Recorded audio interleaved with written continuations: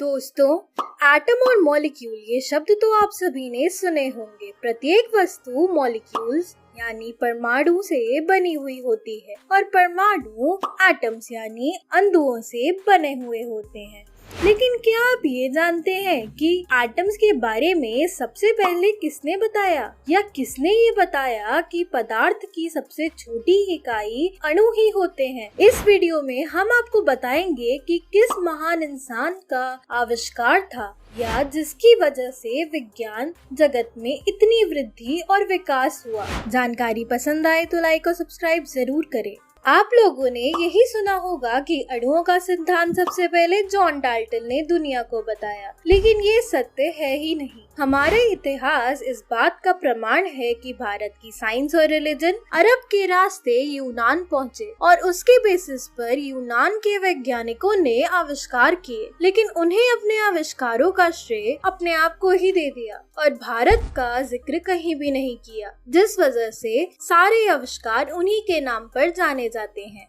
Atom के सिद्धांत भी सबसे पहले भारत में ही बताया गया था। आधुनिक वैज्ञानिक जॉन डाल्टन से भी हजारों साल पहले जन्मे महर्षि कणाक वो वैज्ञानिक थे जिन्होंने सबसे पहले इस रहस्य का उजागर किया था। उन्होंने बताया था कि पदार्थ की उत्पत्ति छोटे छोटे कणों से होती है जिन्हें परमाणु कहा जाता है। इसके अलावा उन्होंने गति के 3 नियम भी बताए जिसका श्रेय न्यूटन को दिया जाता है। आचार्य कणक का जन्म 6000 ईसा पूर्व में पूर्वी भारत में गुजरात के प्रभास क्षेत्र यानी द्वारका के पास में हुआ था। उनका असली नाम कश्यप था। ऐसा कहा जाता है कि कण अर्थात परमाणु तत्व का सूक्ष्म विचार इन्होंने ही किया था, इसीलिए इन्हें कणाक कहा जाता है। लगभग 2500 साल पहले महर्षि कणाक ने बताया था कि यदि हम द्रव्य यानी पदार्थ को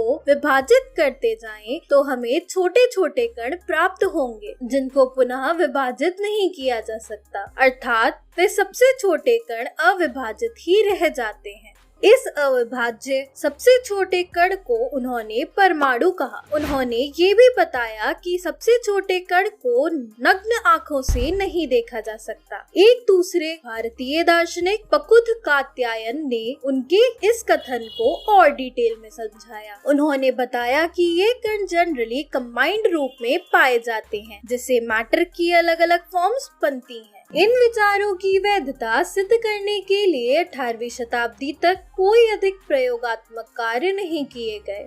कणाक की पुस्तक वैशेषिक दर्शन में उनके परमाणु सिद्धांत के बारे में बताया गया है। उसमें लिखा है कि सब कुछ विभाजित किया जा सकता है। उप विभाजन यानी तोड़ने के कुछ समय पश्चात परमाणु का निर्माण होता है। परमाणु अविभाज्य है यानी उन्हें पूर्ण तोड़ा नहीं जा सकता। परमाणु अविनाशी है यानी उन्हें नष्ट नहीं कर सकते। यह सभी सामग्री अर्थात पदार्थ का आधार है। परमाणु की 2 अवस्थाएं हो सकती हैं, गति की अवस्था और पूर्ण विराम की अवस्था।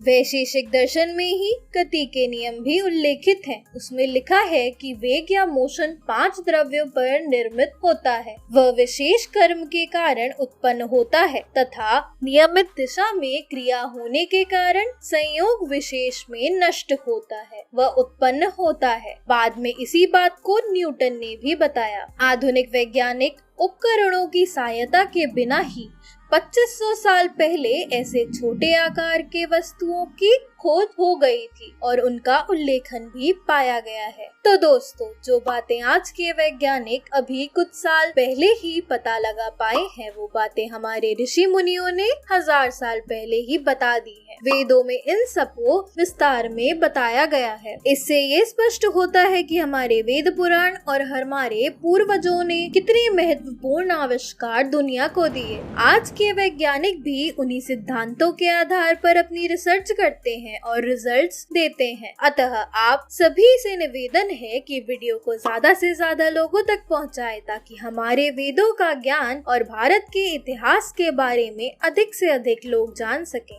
और उन्हें भारतीय होने पर गर्व महसूस हो। और अगर आपको कोई भी सुझाव या सवाल देना हो तो कमेंट बॉक्स में जरूर लिखें।